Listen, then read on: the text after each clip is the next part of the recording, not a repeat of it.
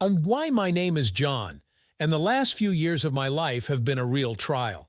Despite all my efforts, I just couldn't find a stable job. Every interview ended in disappointment, every hope was shattered by the harsh reality. My wife, Sarah, always supported me, but I could see how hard it was for her to bear the financial burden of our family.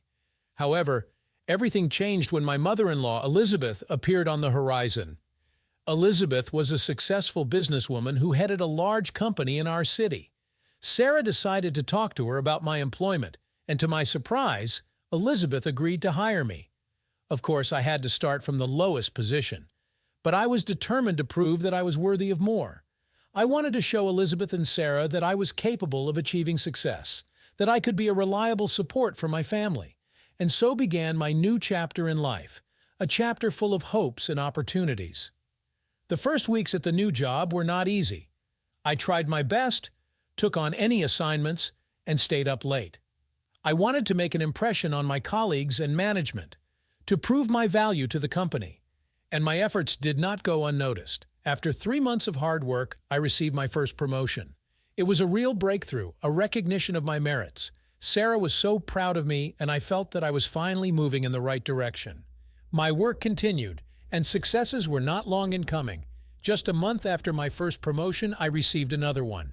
And then, after 2 more months, I was appointed head of the department. It was a real triumph. I felt that all my efforts had paid off, that I had finally achieved my place in life. But with the new position came new challenges. Now, I was responsible not only for myself, but for an entire department. I knew I had to justify the trust placed in me by Elizabeth and the company, and I was determined to do everything possible to succeed in my new role. One day, I was informed that Elizabeth wanted to see me in her office. I was excited and delighted at the same time. Finally, I had the opportunity to personally thank her for everything she had done for me. I knocked on the door of her office and, hearing an invitation to enter, stepped inside. Elizabeth was sitting at her massive desk, reviewing some papers. Seeing me, she gestured for me to take a seat. "John," she began, setting the papers aside, "I wanted to talk to you about your successes in our company." I felt a surge of pride. Could it be that she called me in to personally acknowledge my achievements? "Thank you, Elizabeth," I said sincerely. "I am very grateful to you for the opportunity you have given me. Without your support, I would never have achieved such results." She smiled, but there was something strange about her smile, almost predatory. "That's what I wanted to talk about, John. Your gratitude." Something in her tone made me wary. I didn't yet know what lay ahead, but I already felt that the conversation would not go as I expected. "You see, John," Elizabeth continued, getting up from behind her desk and slowly approaching me, "you don't think that all these promotions were just like that, do you? That you got them solely because of your talents?" I blinked in confusion, not understanding what she was getting at. I assumed I deserved them through my work." Elizabeth laughed, but there was no warmth in her laughter. "Oh, John, how naive you are. Don't you understand? Everything you've achieved is my doing. I promoted you. I created opportunities for your growth, and now it's time to pay the bills." With those words, she was right in front of me, so close that I could feel her breath on my face. "Elizabeth, what are you—" I began, but she cut me off. "Your gratitude, John. That's what I want, right here, right now."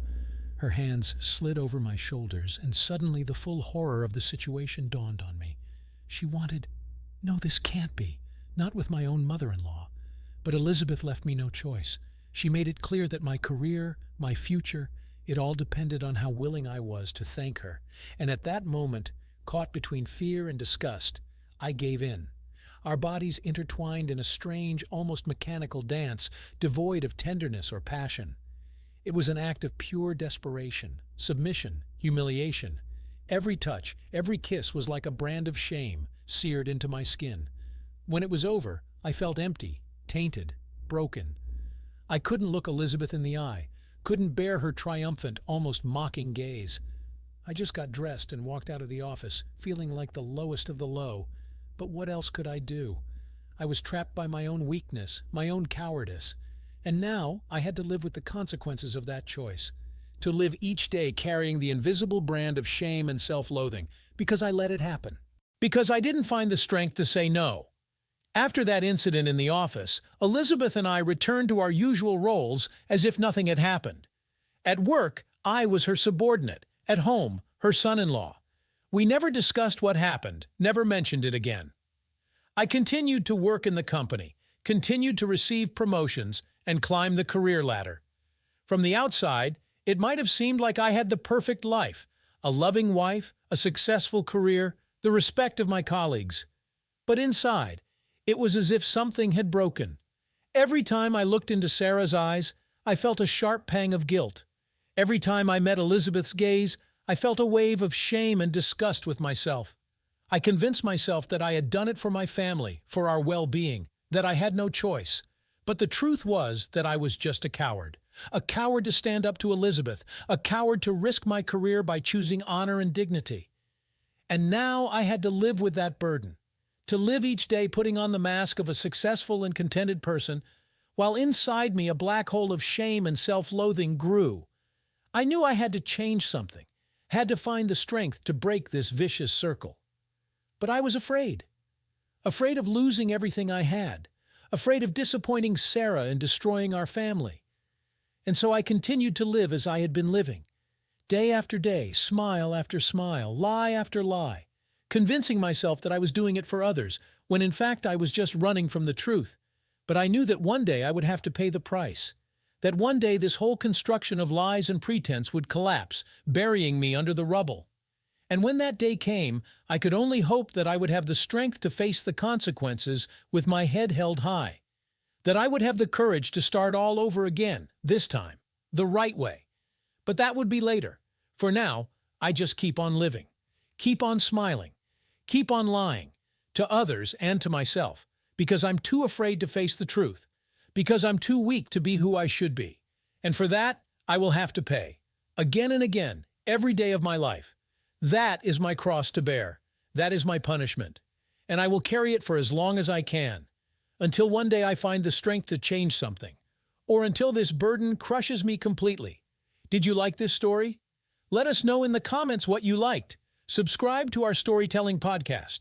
Also, don't forget to like and ring the bell so you don't miss more interesting stories. See you soon.